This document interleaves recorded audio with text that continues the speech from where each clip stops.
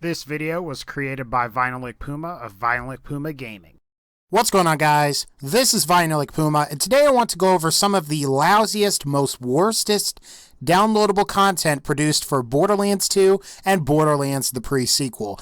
Since there is significantly more DLC for Borderlands 2, we're definitely going to be ragging on Borderlands 2 the most.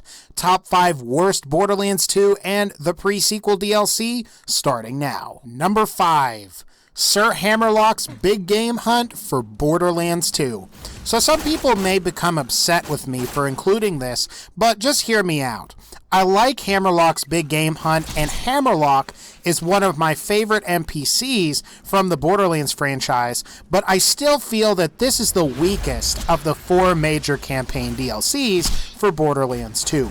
Most of that has to do with the incredibly short main campaign that can be completed within what feels like an hour or two. Maybe it's not as bad as Ground Zero's Metal Gear Solid was, but Big Game Hunt was significantly shorter than the other 3 major campaign DLCs for Borderlands 2. Big Game Hunt also contains 2 of the most obnoxiously difficult raid boss fights in Borderlands history. The first being Veracitus, who has a massive shield and can 2-shot you and kill you. The second being Deciduous, who supposedly can't even be killed on OPA difficulty and who drops one of the lousiest unique weapons, the Chopper Assault Rifle, in all of Borderlands 2. It's a shame, as I like Big Game Hunt's setting and theme, as it's a lot different from the rest of the DLCs and the vanilla game. Big Game Hunt also contains some of the most overpowered weapons, including the Lead Storm, Interfacer, Twister, Rough Rider, and many other great unique weapons. Number 4. The Holodome DLC / Ultimate Vault Hunter Upgrade Pack 1 for Borderlands the pre-sequel. So this is essentially Digistruct Peak for Borderlands the pre-sequel that takes place on this absurdly large map.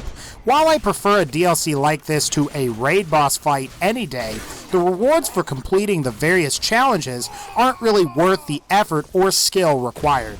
Specifically, you'll notice that certain unique weapons are really weak. For example, both the Crybaby and the Boxy Gun are virtually worthless, as one has low DPS while the other actually tries to kill you.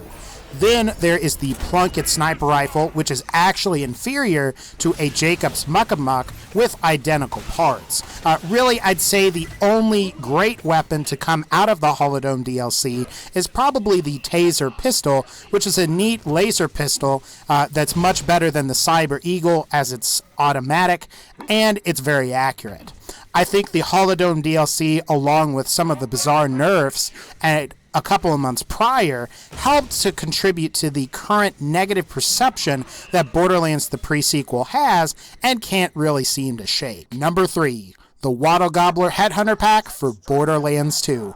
While I'd argue some of the other Borderlands YouTube personalities hate this DLC more than I do, I sort of get where they're coming from. I'll start off positively, as I actually like the Thanksgiving / fall theme, and the farmable chests at the end are somewhat decent. I also like how the Hunger Games partially inspired this particular DLC's creation.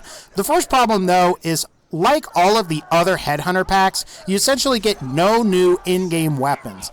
Personally speaking, going after and farming new weapons is one of the things that actually keeps me playing Borderlands.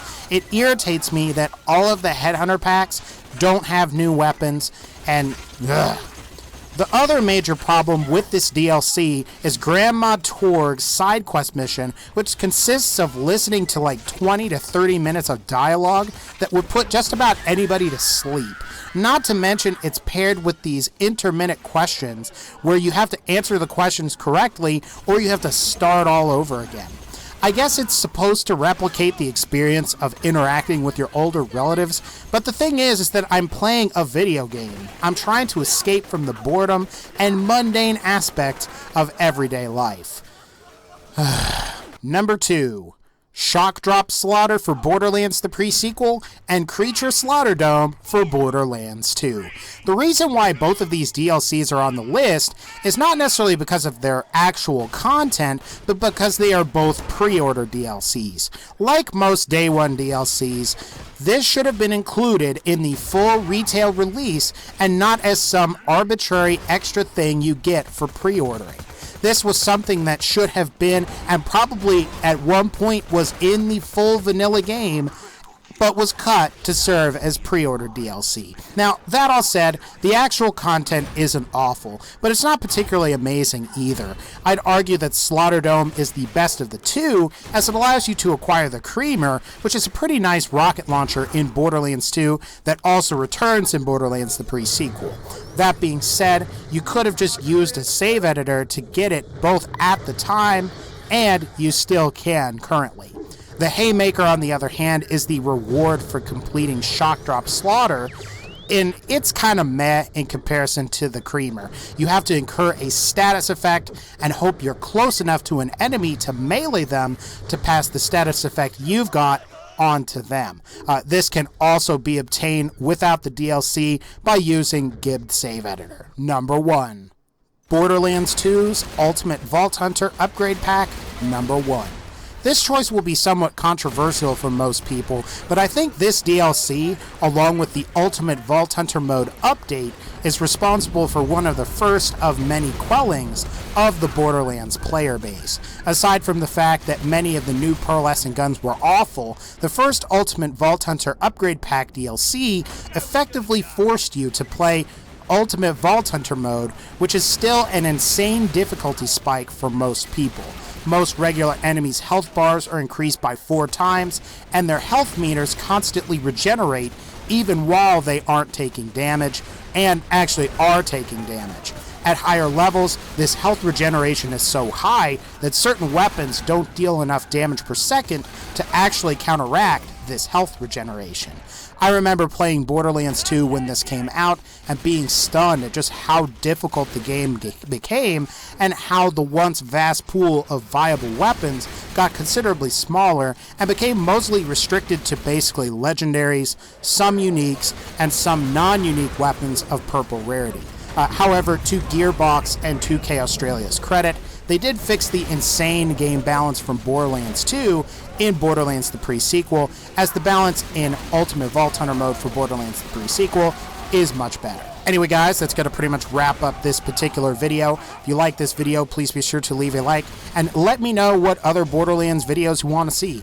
As always, take care, and I'll see you all next time.